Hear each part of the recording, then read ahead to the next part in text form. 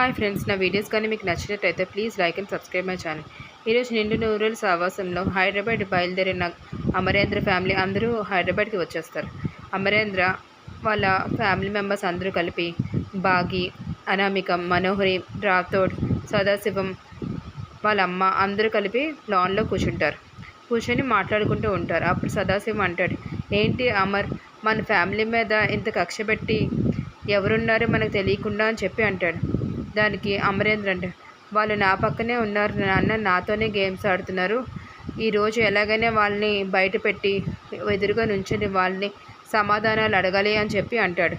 దానికి అందరూ ఒకసారిగా షాక్ గురవుతారు. ఏంటి అమరు ఇలా మాట్లాడుతున్నారని చెప్పి.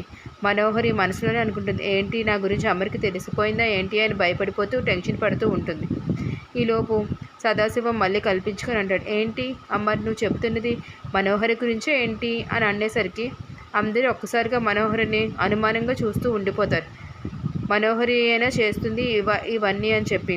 అప్పుడు అమర్ కూడా ఒక్కసారిగా మనోహరి కాస్త చూస్తూ ఉండిపోతాడు.